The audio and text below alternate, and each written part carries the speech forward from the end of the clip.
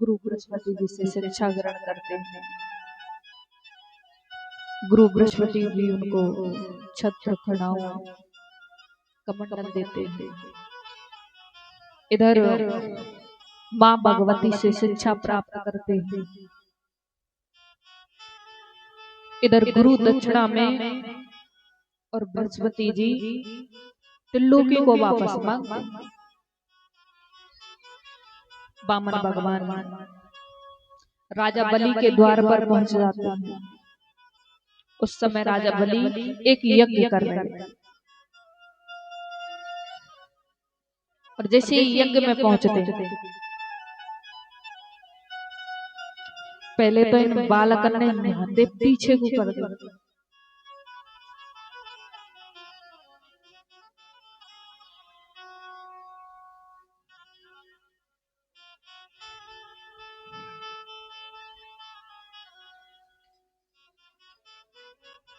तो इधर वामन भगवान राजा बलि के द्वार पर पहुंच जाते हैं। राजा बलि उस समय यज्ञ कर रहे थे।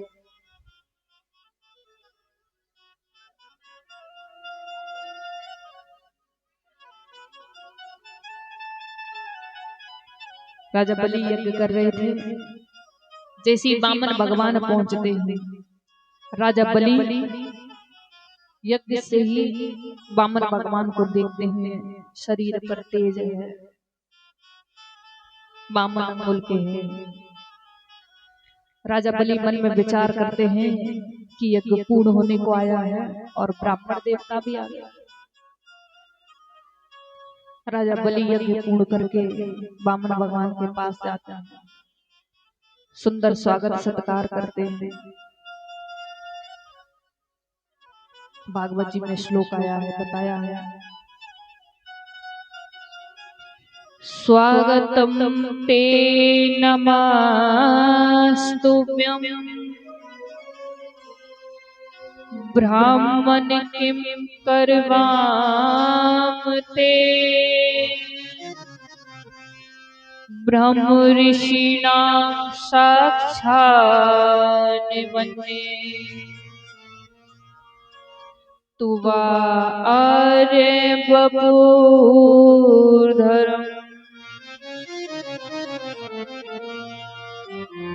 सुंदर स्वागत करते हैं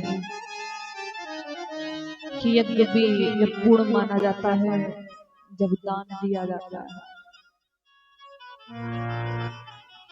इधर ब्रह्मण भगवान जैसे ही आते हैं, राजा बलि उन्हें बुलाते हैं और कहते हैं कि बताओ ब्राह्मण देवता तुम्हें क्या चाहिए।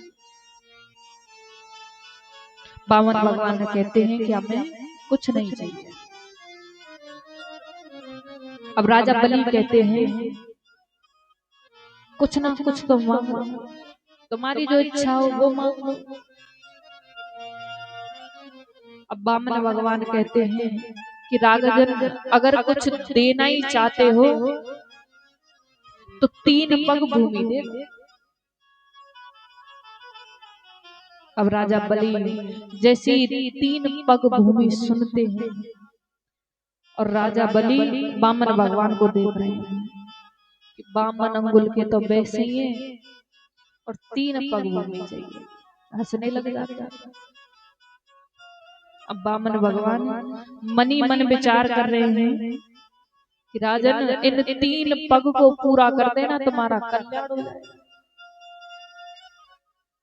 अब राजा बलि कहते हैं मेरा राज्य बहुत बड़ा है, कहीं से भी 3 पग ना बनाओ। लेकिन वामन भगवान कहते हैं कि राजन अगर हमें कुछ देना ही चाहते हो, हमने 3 पग भूमि मांगा और 3 पग भूमि अगर देने के मन में है तो पहले संकल्प कर लो। जैसे ही संकल्प की वामन भगवान बार-बार जिद कर रहे हैं। शुक्राचार्य मुनि सुनते हैं, ध्यान लगाते हैं तो समझ जाते हैं कि ये कोई और नहीं है, स्वयं नारायण है जो मेरे शिष्य को छूने आया है, त्रिलोकी को वापस लेने आया है। अब शुक्राचार्य मुनि राजा बलि को बहुत समझाते हैं कि बेटा ये बामन भगवान बामन अंगल का आया है, अगर कोई दक्षिणा की बात कर ली हो ना तो मना कर दे। तुम्हें नहीं पता ये स्वयं नारायण है, स्वयं विष्णु है। राजा बलि कहते हैं कि 3 पग भूमि मांगी, अब संकल्प देना। शुक्राचार्य मुनि करते हैं, शुक्राचार्य मुनि मना करते हैं, लेकिन राजा बलि कहते हैं कि जब 3 पग भूमि मांगी है तो 3 पग भूमि तुम्हें अवश्य दूंगा।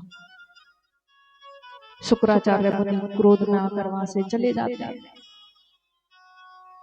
राजा बलि 3 पग भूमि का संकल्प दे देते हैं। जैसे ही संकल्प देते हैं, बामन भगवान अपना स्वरूप बढ़ा लेते हैं।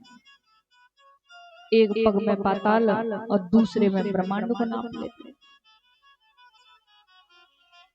अब राजा बलि के पास आ जाते हैं कि राजन तुमने कहा था 3 पग भूमि दूंगा, बताओ तीसरा पैर में कहां रखूं। अब राजा बलि जमीन पर बैठ जाते हैं और कहते हैं कि तीसरा पैर मेरे सर पर। बामन भगवान तीसरा पैर राजा बलि के सर पर रखते हैं और राजा बलि से कहते हैं कि राजन अब तुम्हारे मन में जो भी है ना उसे आज मांग लो।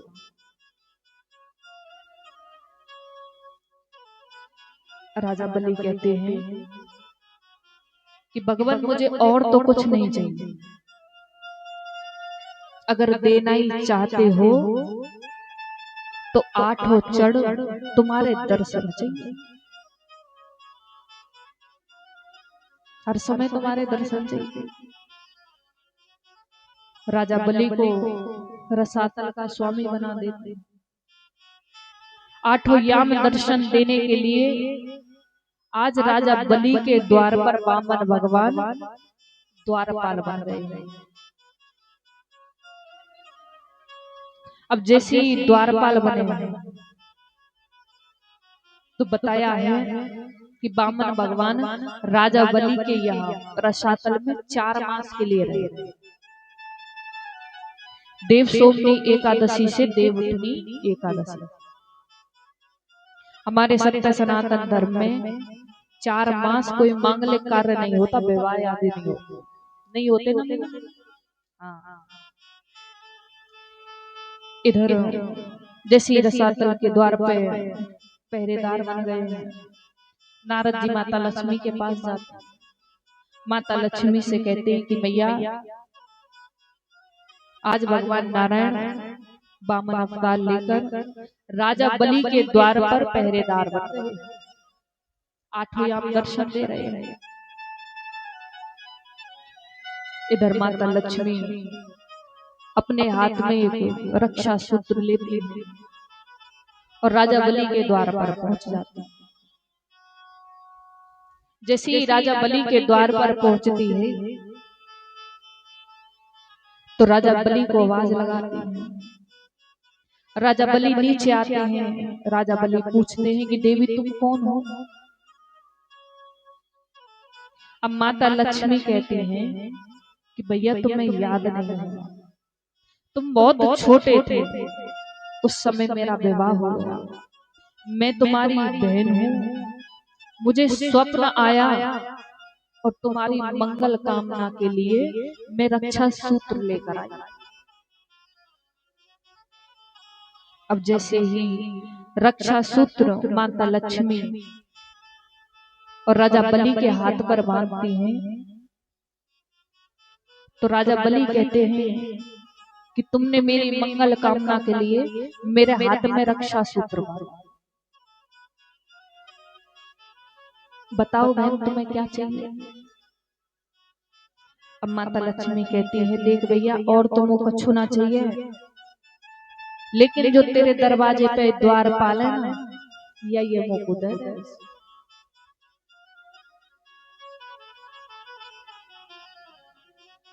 इधर बताया कि हमारे सत्य सनातन धर्म उसी दिन से रक्षाबंधन का त्योहार मनाया।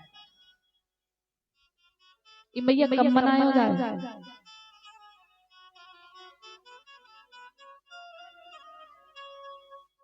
अब या तो मैया बता सके ना सावन में कब बनाया जाए? हाँ,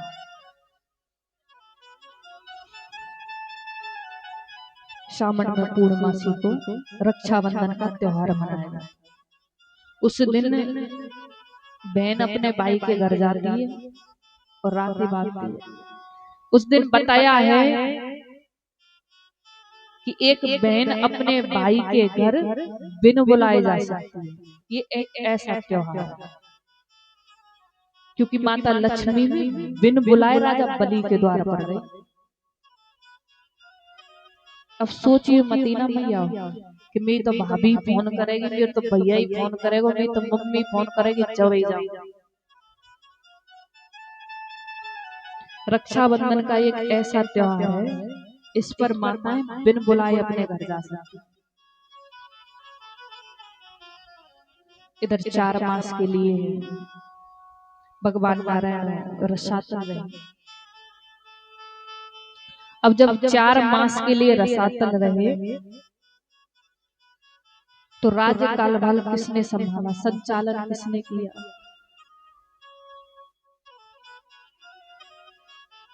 देव सोमनी एकादशी के बाद गुरु पूर्णिमा आती है ना, तो गुरु जी संभाल लेते हैं।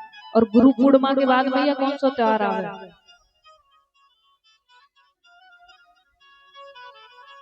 सावन के सोमवार आमे के नाम है तो महादेव जी संभाल लेते हैं। और सावन के बाद में जन्माष्टमी आ जाती है, कन्हैया जी संभाल लेते हैं। राधाष्टमी आती है, राधा जी संभाल लेती हैं। उसके बाद कौन सा त्योहार आता है भैया? गणेश चतुर्थी आ गई, गणेश जी संभाल लेते हैं। और फिर कौन सा त्योहार आता है भैया? 16 कनागता में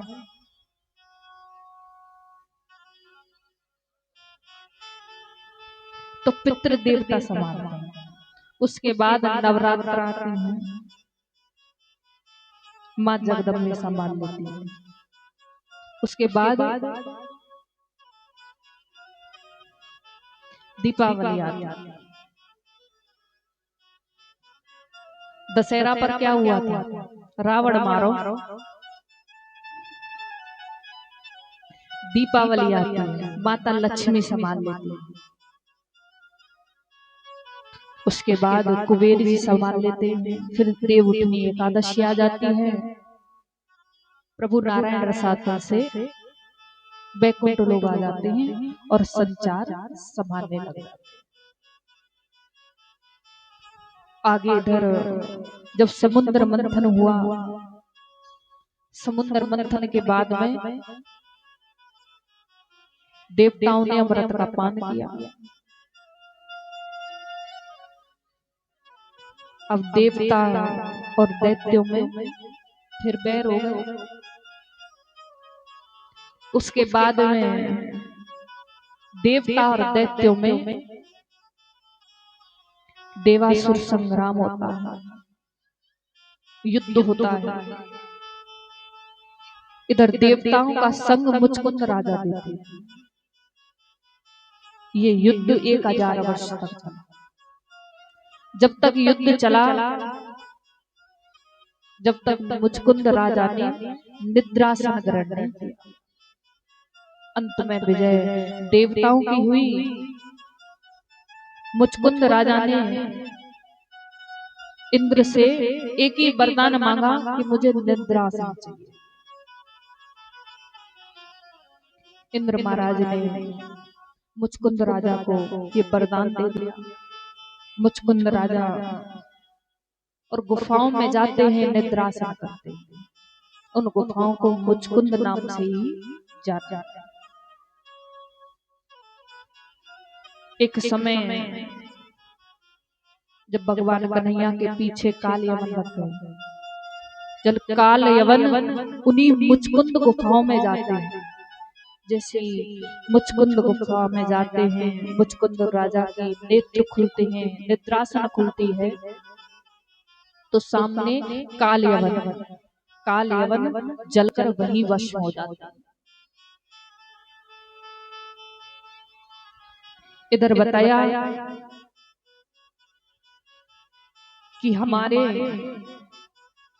जीवन में हम रास्ते से जा रहे हैं, अब रास्ते में जब चल रहे हैं कितनी चींटियां मर जाती हैं, श्वास ले रहे हैं कितने जीव जंतु अंदर गए मर गए।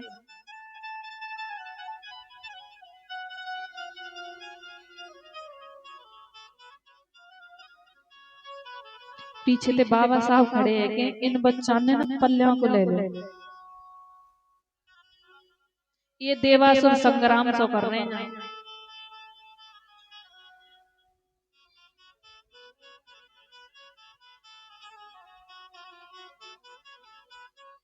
हाँ, इन बालकों ने पीछे आराम से खेला, कोई दिक्कत नहीं।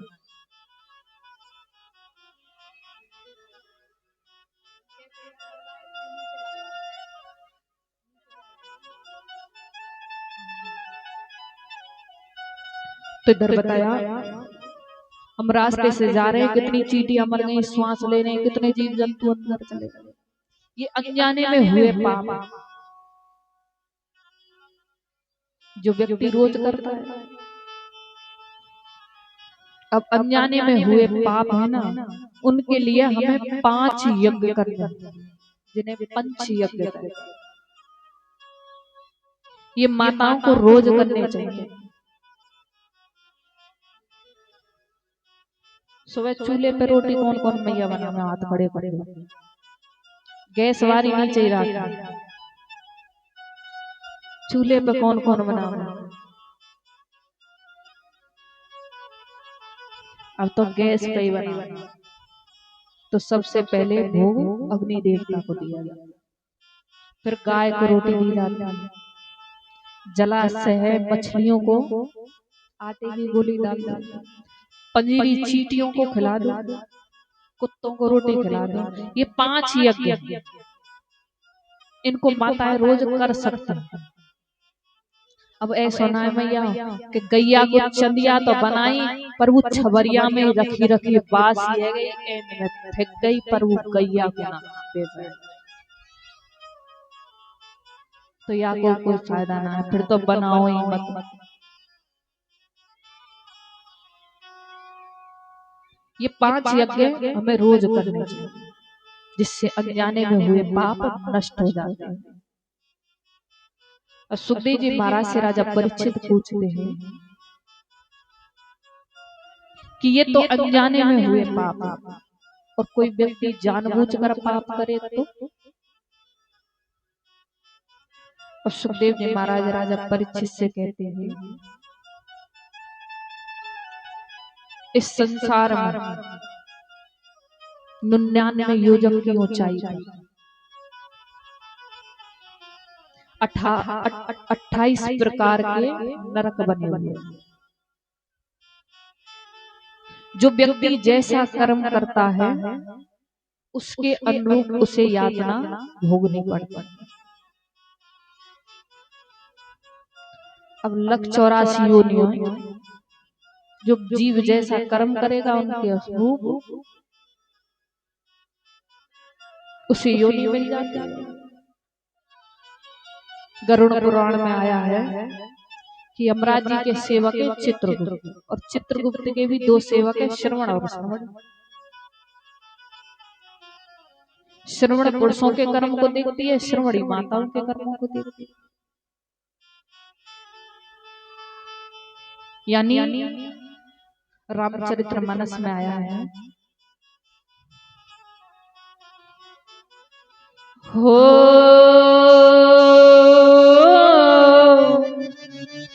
बिन पग चलहि सुनई बिन काना, हो विधि कर करम करही विधि नाना। राम सिया राम जय जय राम। राम सिया राम जय जय राम। हो बिन पग चलई सुनई बिन काना। हो बिन कर करम करही विधि नाना। राम सिया राम जय जय राम। राम सिया राम जय जय राम। आगे राजा सत्यव्रत की कथा है कि एक बार राजा सत्यव्रत, उनका राज्य बहुत दूर तक फैला हुआ था। राज्य पर बहुत अहंकार था। वैसे किसी का अहित नहीं किया, लेकिन राज्य के ऊपर अहंकार था। वैसे राजा सत्यव्रत सुबह उठते, स्नान आदि करते, सूर्य भगवान को अर्घ देते, पूजा अर्चना करते। लेकिन एक ही बुराई की अहंकार। अब तो एक दिन राजा सत्यव्रत एक सरोवर के किनारे जाते हैं, स्नान करते हैं, सूर्य भगवान को अर्घ देते हैं, और जैसे ही लौटने वाले होते हैं, एक छोटी सी मछली है समुद्र में, वो राजा सत्यव्रत को आवाज लगाती है। राजा सत्यव्रत जैसे ही उस जल की ओर देखते हैं, पाते हैं कि छोटी सी मछली उन्हें पुकार रही है। वो मछली कहती है कि राजन, मैं बहुत छोटी हूँ, समुद्र बहुत बड़ा है, कोई बड़ा जीव मुझे खा जाएगा, मेरे प्राणों की रक्षा करो, मेरे प्राणों की रक्षा करो। अब तो राजा सत्यव्रत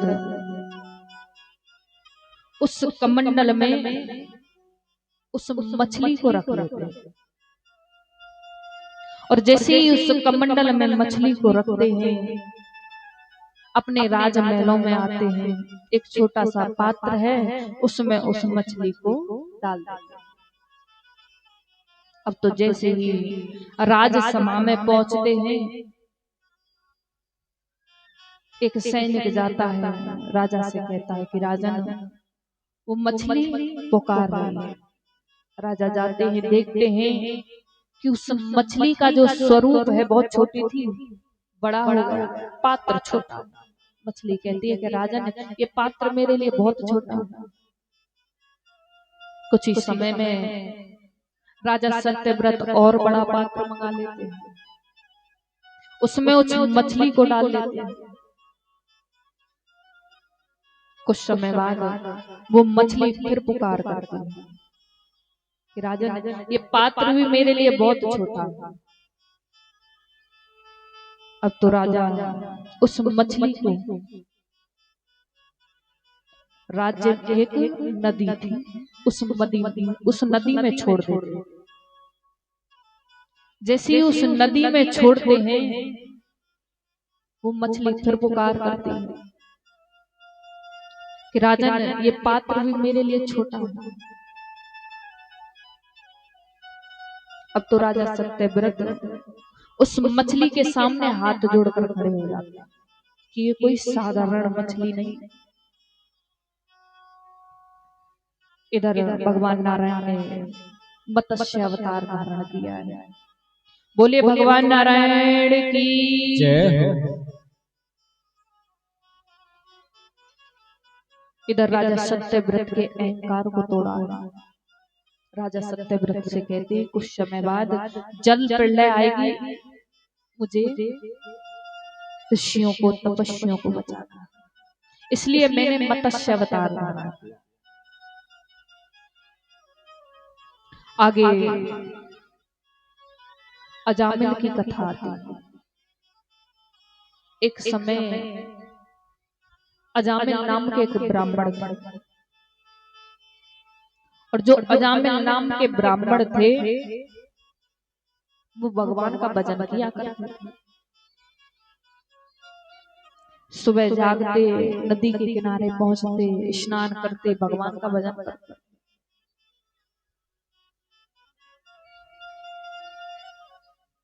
अब तो एक दिन अजामिल ब्राह्मण जैसे ही भगवान का भजन करके लौट रहे थे, जिस रास्ते से वो रोजाना जाते उस रास्ते पर आज एक शेर खड़ा।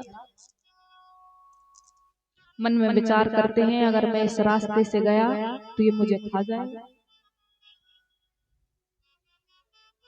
अजामिल ब्राह्मण उस रास्ते से ना होकर दूसरे रास्ते पर जाते हैं, और जैसे ही दूसरे रास्ते पर जाते हैं उस रास्ते में गड़े का गमन होता है। जिस समय अजामिल ब्राह्मण उस रास्ते से जा रहे थे उस समय गड़े का गमन हो रहा था। जैसे ही अजामिल ब्राह्मण उस दृश्य को देखते हैं उनके मन में काम वासना उत्पन्न हो जाती है।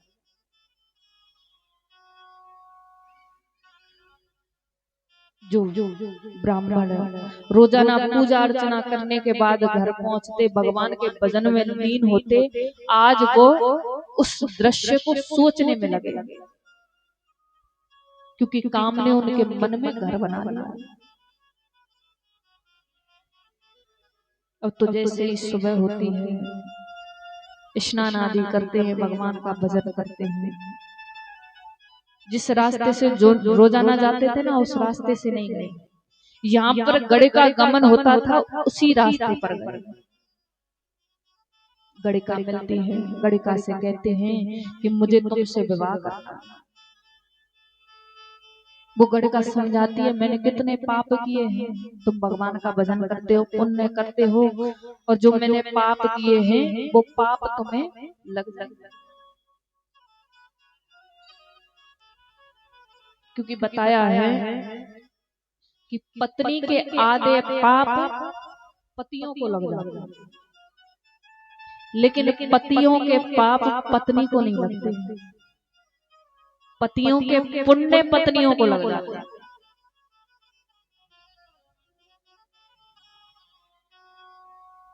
इसलिए तो वो गड़िका कहती है कि मैंने ना जाने कितने पाप किए हैं और तुम भी पापी बन जाओगे। लेकिन अजामिल ब्राह्मण सुनते थे, गड़िका से विवाह कर लेते हैं। गड़िका घर आती है। अब जैसे ही वो भगवान का भजन करने बैठते, गड़िका कहती है कि भजन तो बाद में करते रहना, खाने पीने की व्यवस्था करो। धीरे धीरे काम देखते हैं, कहीं काम नहीं मिलता। बार बार गड़िका जिद करती है कि अब खाएं क्या। अब धीरे धीरे अजामिल ब्राह्मण चोरी करने लग जाते हैं, धीरे धीरे डाका डालने लग जाते हैं। अब अजामिल ब्राह्मण का नाम अजामिल डाकू पड़ जाता है।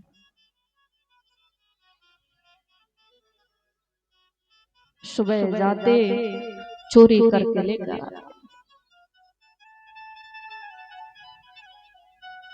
अब तो इधर कुछ समय बाद अजामिल ब्राह्मण के गांव में कुछ संत जन आते हैं। अब संत जन जैसे ही आते हैं उन्हें वृंदावन जाना, गांव रास्ते में पड़ता था। मन में विचार करते हैं कि अब रात्रि हो गई है, अब यहीं इसी गांव में रात्रि विश्राम करते हैं, सुबह होगी यहाँ से चले जाए। अब तो वो संत जन जैसे ही लोगों से पूछते हैं कि हमें रात्रि विश्राम करना है, कहाँ करें। अब तो लोग उन्हें अजामिल डाकू के घर भेजते। संत जन अजामिल डाकू के घर पहुंच जाते हैं, गेट खटखटाते हैं, गड़िका निकलती है। संत जन प्रणाम करते हैं, गड़िका उनको प्रणाम करती है कि रात्रि विश्राम हमें यही करना। गड़िका कहती है कि मेरी माता ने मुझे बताया था कि बेटी तुम किसी से भी झूठ बोल लेना, लेकिन संत ब्राह्मण से झूठ मत बोल। इसलिए मैं पहले ही बता दूं, मेरे घर मदरापान होता है, मेरे पति चोरी करके लाते हैं, इधर संत महात्मा सुखी सामग्री लेते हैं, स्वयं भोजन बनाते हैं, सत्संग करते हैं, कीर्तन करते हैं। सुबह होती है, उसी समय अजामिल डाकू आते हैं, संत जनों को देखते हैं, बड़बड़ाते हुए घर में घुसते हैं, गड़िका से पूछते, अपनी पत्नी से पूछते हैं कि देवी ये कौन है, किसने बुलाए, क्यों आए। अजामिल डाकू की पत्नी कहती है कि स्वामी ये मैंने बुलाया, ये संत जन है, रात्रि विश्राम किया है, सुबह होगी चले जाए। जैसे ही संत जाने वाले होते हैं, मन में विचार करते हैं कि इसके घर हम रहे हैं, भोजन पानी किया, अगर इसका कल्याण नहीं हुआ तो हमारा रहने का कर्तव्य क्या है, भोजन का कर्तव्य क्या है। अब तो संत ब्राह्मण अजामिल डाकू के पास जाते हैं, दोनों से कहते हैं कि हमने तुम्हारे घर भोजन प्रसादी की है, अब हमारे मन में एक बात है, उसको पूरा कर दे। अजामिल डाकू कहता है कि बताओ क्या बात है। संत जन कहते हैं कि अगर तुम्हारे घर पुत्र या पुत्री कोई हो, पुत्र का नाम नारायण और पुत्री का नाम नारायण है, संत जन वहां से चले जाते। कुछ समय बाद अजामिल डाकू के यहाँ एक पुत्र होता है, और वो पुत्र सबसे छोटा होता है, क्योंकि उनके पास 2 पुत्र और ये सबसे छोटा था। अब अजामिल डाकू उसका नाम नारायण रख देते हैं, धीरे धीरे बड़ा होता है।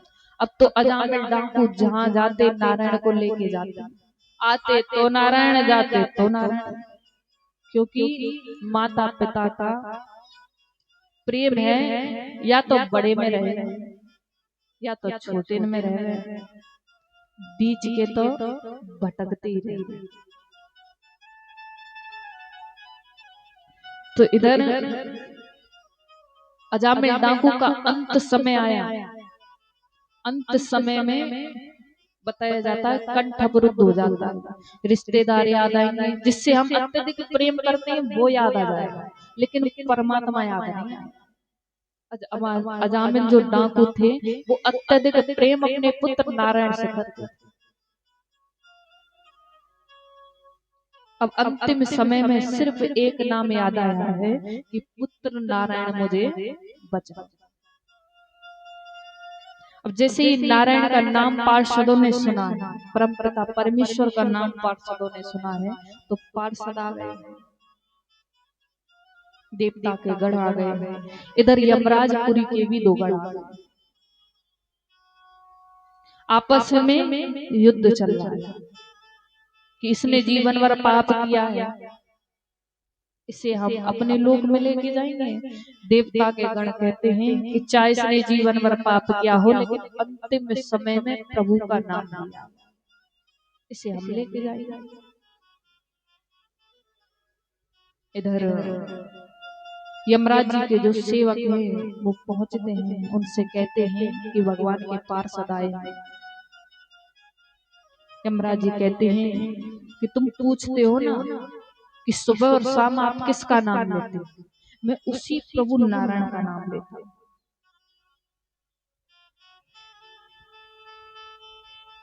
इधर बताया आजकल मैया बच्चन के नाम बहुत अच्छे रखे,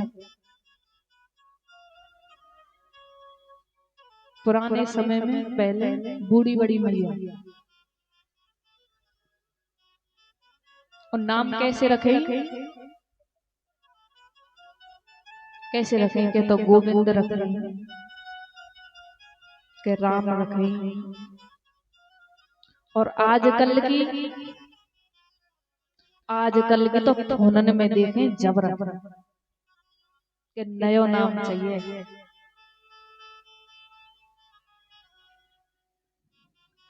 तो इधर आगे गजेंद्र मोक्ष की कथा आती है कि एक बार और गजेंद्र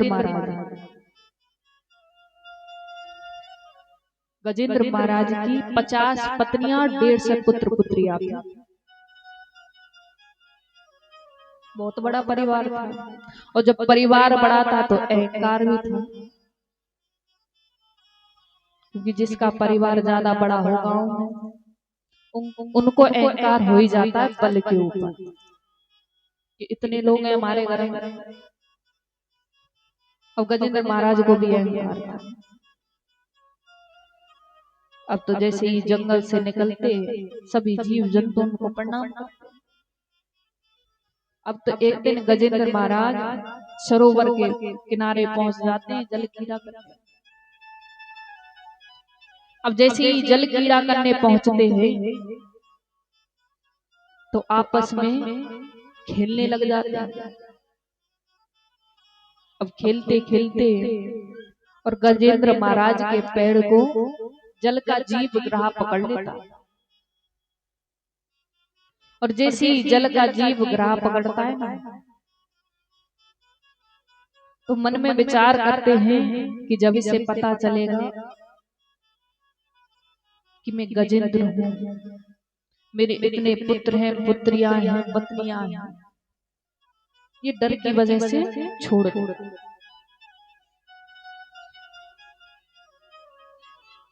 इधर बहुत समय हो जाता है। धीरे धीरे जल का जीव जो ग्राह है वो गजेंद्र महाराज की शक्ति को छीन करने लग जाता है, रक्त को पीने लग जाता है। अब तो वो पैर छुड़ाते हैं लेकिन जल का जीव ग्राह इतना कसकर पकड़ लेता है कि छोड़ता नहीं। अपने पुत्र पुत्रियों से कहता है कि मुझे बचाओ। पुत्र पुत्रियां पत्नियां बचा रही हैं। कई दिन हो जाते हैं, पुत्र पुत्रियां भी थक जाते हैं, पत्नियां भी थक जाती हैं, सभी लौट कर जाते हैं।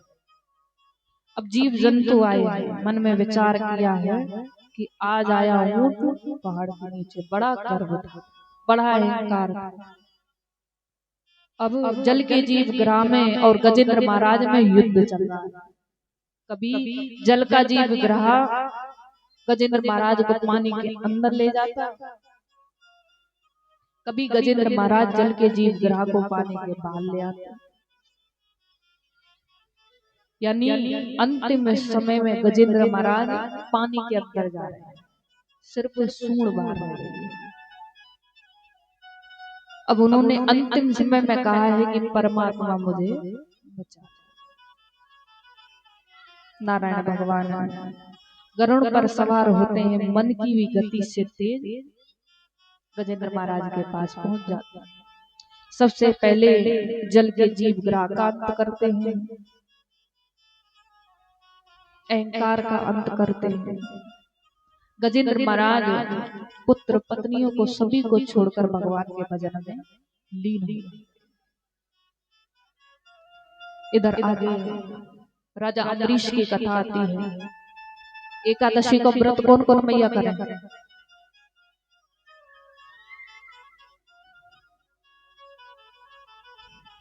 कोई बड़ी बड़ी में करती होगी, कोई पूरे साल की में करती होगी मैया। तो बताया है कि एक बार राजा अम्बरीश थे और राजा अम्बरीश एकादशी का मान व्रत करते। कल मैया एकादशी